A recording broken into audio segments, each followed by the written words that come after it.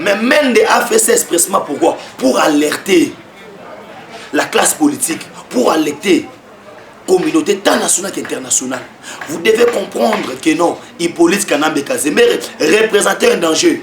Et ce danger-là, c'est Torobanga Souta. Tobangani. Oh, tout va ça la fâché au contrôle. Je suis Miracle Télévision. Et Ali Bongo, Benjamin, Mwana Souka. Actualité, mais ça qui bino qui bolukanga mingi awana. Je suis Miracle Télévision. Et na kiope sambote na ingénieur Adolphe Ngando, patron Abisso, et na pesimbote na maman BBC, béton, et Maramoze Kende, Kitoko Makas. Et pour na poko lelo, bato azolandanga et na poko na pesimino bonsoir, bato azolandanga na tongo na pesimino bonjour. Bon c'était qu'on soutenir biso partout dans le monde, na bossa internet, États-Unis, Amérique, na Canada, partout, au Bolanda biso, na Europe, Mobimba, Asie, Zambie, Apambola, bino, Pekinia, na Zambie, et Ingela, au Katia Mabota na bino. Et aujourd'hui, tu vas tomber ma solo à politique, parce que dans la zone, politique est comme elengi. Politique est comme chilengi. Les balobara, mo fachi boton, ndondo kompala. Tu sais qui bino non, bazwa qui on soumet basi ça qui en côté, parce que fachi reste bien fachi béton. Et na pesi mbote pour non l'accès bino que non. Sika bozali ki meyingi na bota na bino pe bateau non surtout baza pour ça au salisa penande olingola tapena fachi béton de Benjamin Mwana Souka la tarango fachi le roi sa majesté et sika mususu te quoi. Info solution info solution na venir songolo le marché info solution et marmoto et ça qui toko. Voilà na kotimba moko na auto bengi vif ya sujet na biso. Aujourd'hui na le belaka à 3 points.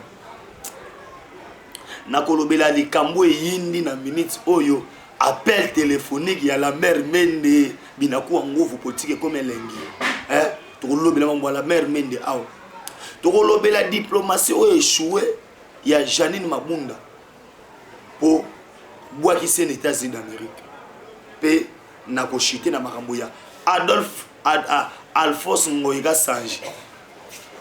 Sanji awa nazo bisayo ache maboko na moto qui doit s'en amapater quoi mais ya rolela parce que justice à rendre justice na yo oui ça peut tarder ton kotimba moko je vous confirme que dans les réseaux sociaux ils en a ba voice moko zo tambola sur Lambert Mende oyo ndenge bino mobolandi na ba voice wana ezaliki Mende abengaki moko ya ba député na ye pona oluka ogangela ke non bino démarche bozo luka pona ko enterrer makambo ba juge les 5 juges ndebo la nango kaka wana awana zo esabino c'est que Félix Antoine Tshisekedi Tshilombo recherché c'était d'abord l'indépendance de la justice et encore une fois vous allez comprendre Bengi cabale Bengi plan caché Bengi plan diabolique.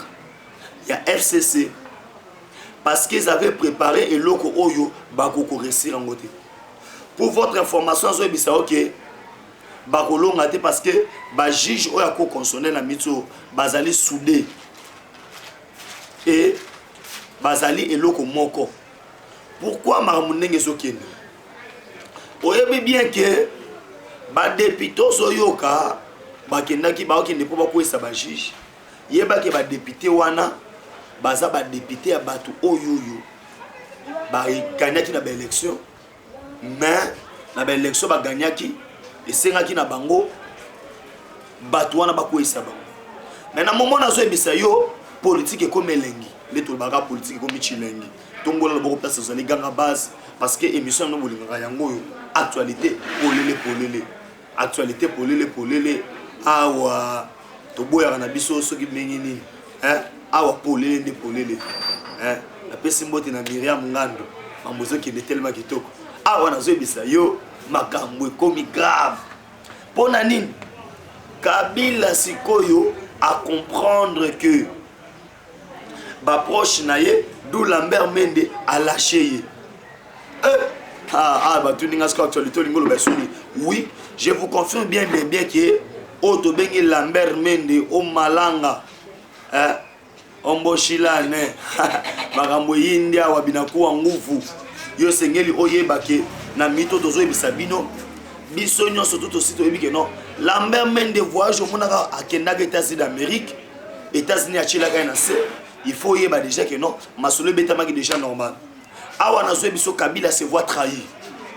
Maintenant, qu'est-ce que Mende a fait? C'est Mende qui a mis ses voices sur la place publique, dans les réseaux sociaux, pour que vous puissiez comprendre ce qui est le plan caché de Kabila.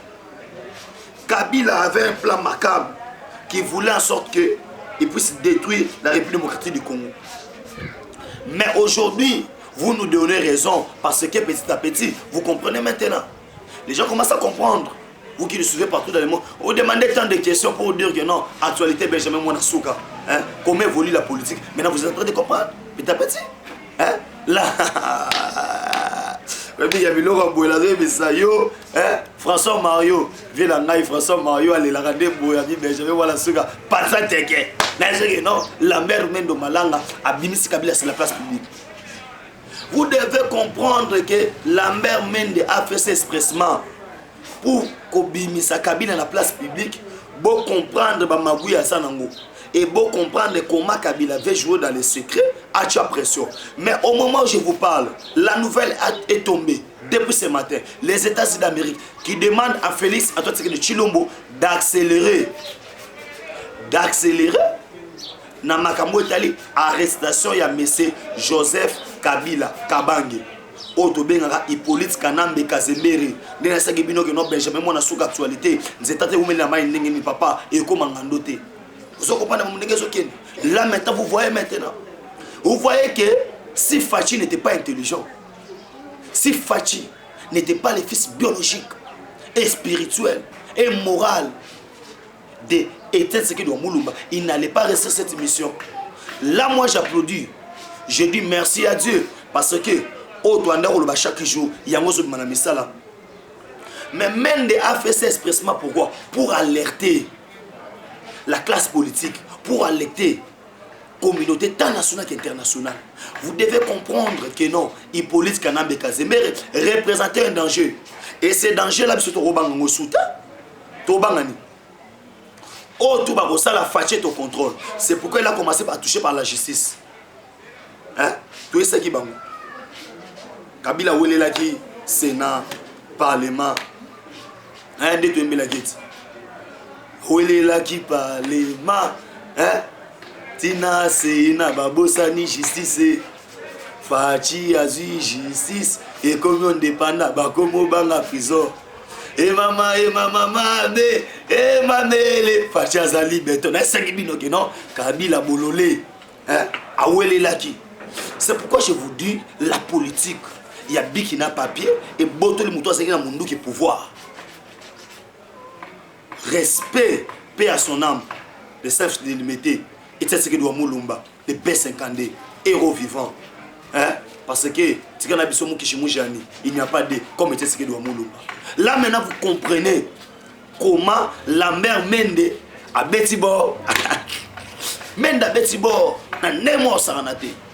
Bande ko balandi ya Jésus Miracle Télévision et c'est mon angé vous abonner massivement à la chaîne pour.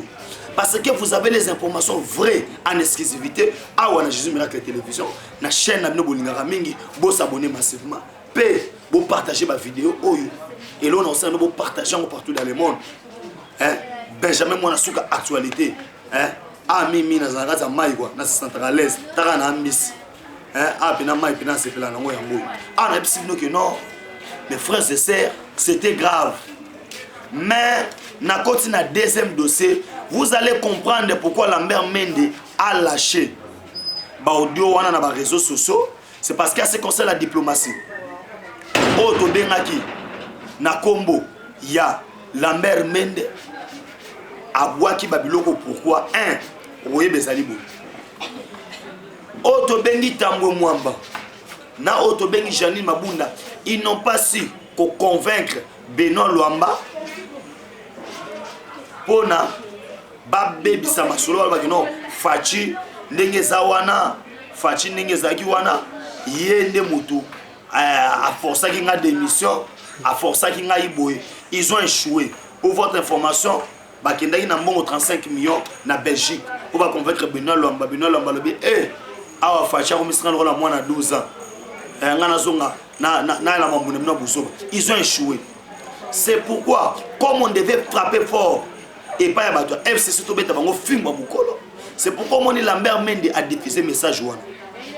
Tant a diffusé message wana ana zo Sabino des bandas de Koti na ka FCC makambo hindi parce que Kabila se voit maintenant que non aza penza lisusu na force te azomi mona pena que non awa komelinga na suka et comme na suka président Shikito Mushashino na bisaki que non et loko na eloko ezane bande pe na suka na yango et yango tant azo Sabino awa faut bien comprendre que non makambo ndeto kende nango ndeto kende nango o comprendre ne masolo zo kende awa na biso ke masolo ndeto kende nango zo kende tellement kitoko actualité moi na suka nde na esaki bino ke non masolo ndeto kende nango tellement kitoko papa na so ke non o to bengi justice ya Congo et telemi na ndemo osakana te. Je vous avais bien dit que bato o ba okanisa ke facha za yuma ayebelo ko mokote. Aujourd'hui vous donnez raison. Vous donnez raison à Mamoto anda oloba. Président Etienne Kabongo déboulonnage, neto loba ki déboulonnage. Etienne Kabongo déboulonnage, to déboulonner bango kaka. Ah il faut ibaki makambo ndenge za bobina ku nguvu. Pona nini? La diplomatie a échoué. Comme ça a échoué, ba yebi ke septembre ezali en stratégie ya ba makambo nyonso tout. Na septembre oyoyo nazoyebisa yo ke makambo nyonso tout et yindi. Parce que en septembre, vous allez comprendre que non, rentrée parlementaire, vous allez mouvementer. Et vous allez mouvementer parce que ça, en gère Makamounio surtout. Vous avez vu déjà Otobengi Gilbert Kankonde, l'infatigable, n'a pas naïe koto. A Betty, c'était pas Mundu qui est bétabi. AFDC, vous reconnaître à battre le coup. Maintenant, la majorité va basculer. C'est pourquoi l'FCC comprend bien que la force, il y a Fachi Beton, c'est la justice. Maintenant, si on n'a pas une justice indépendante, si on n'a pas une justice qui dépasse seulement des Kabila, maintenant, sur la justice ne dépend pas des Kabila. La justice dépend de la nation. Et quand la justice dépend de la nation, nous comprenons que Félix Chilombo va avancer mon année. Ah, on a vu que Bobanga na bino loko mokote, mais dans diffuser qui message wana pour comprendre comment déjà Marabosa Makuna. Et il n'y a rien au Salema au facha aux en contrôle té et le banque sa biso ta moté zali na kei na sujet oyo na saki bino ki non diplomatie échouaki entre sabino diplomatie échoué pour Benoît Luamba aboyo kota na makambo mais pourquoi c'est nini mabunda na tambo mwamba il devait aller pour okuta na Benoît Luamba. Il y a un problème, il y a 200 députés au ba invalida bango pour na nommer ba député FCC ya Moyibi. D'où alors, bah dossier tout les à niveau ya cour constitutionnel. Et bah bini balal sakiango. Maintenant mi toto ebisabino. Et l'on est rozoleka. Et le rozoleka ezaki non. La cour constitutionnelle ta marabutu fan. Bah bandolé de ba dossier wana. D'où alors la majorité au bando beta tolo na mito ekola basana mosusu. C'est pourquoi nakata masolo wana on comprend que non Fachi aza béton. Fachi aza muto osakana na été. Les gens maintenant comprennent que non, ça Fachi béton, Makambo, Eza Golala. Et aujourd'hui là, tant d'as récupéré ma majorité n'a pété. A récupéré ma majorité n'a pété sans problème. N'a qu'il y a un dossier en Ngoïka Sanji. Nazoël Sabino, je vous confirme bien et bien que Ngoïka Sanji, ou Moukouata, Babisi Bilo tout Libanda, Telengani, na balabala. Tout ça qui bino que Moukolo justice à Malamoya na Mboka, et Belé na bino. Boko lela et aujourd'hui baso lela na saki bino ke moko justice kitoko et kota na mboka oyo ebele ba lela Patrick Nzomba mobali ya mama Yolande na saki bino ata bwa musika wana Kongo te Patrick Nzomba otema mama Yolande na saki bino ke non makambo et ko changer et aujourd'hui là vous me donnez raison Ngoïka Sanji Libanda Batuni déclaration avec que non, je suis ici parce que quoi? Lupa mwa batu ya Moyibi. Obanda osa on attend wa Kabila. Tu sais que bino que non. Oh boluka bo aussi le sango. Et ce pays nous appartient. Et comme ce pays nous appartient et aujourd'hui, Wali Banda parce que Lupa ya batu ya Mokia fin de fin yoyesa ki bino non justice malongo ya na Congo yango pe komi et komi pe ba exécuter masolo ndenge esengeli je vous assure que non kasa jaza de libanda babwakele biloko ne libanda soto za kuna tango mbule ngeza bien po lelo ndezi ngeza mbule nge ko beta me to wana biso na tango ya mbula te avana kana bana libanda malili na mbushima pe bali moya ko makuna ezate ngoka sanje soko sara malamu na kasa oriental zonga na mbushima etotala yo po masolo yindi quoi to kompena na suka émission lelo so bo sepelaki nango bo pesa merci na les grands caméramans Emmanuel Diciel et masolo qui n'était tellement malamu na pesi bambote na ngai epa ya Oto Bengi na kombo ya Pasteur Stéphanie Katala na niveau ya Cameroun na pesi bambote na ngai lisusu epa ya Oto Bengi président Etienne Kabongo de boulonnage pe na pesi mbote na balandinyo surtout ya Jésus Miracle télévision pe bato bolingara émission bino nyonso to bolingara Oto Bengi actualité polele et na bosanité Oto Bengi info solution bisika oyo bapolo kitoko ba chemise ki soto salaka ya fachi beton et so boliki kuna nzambo lekana pambola bino ciao.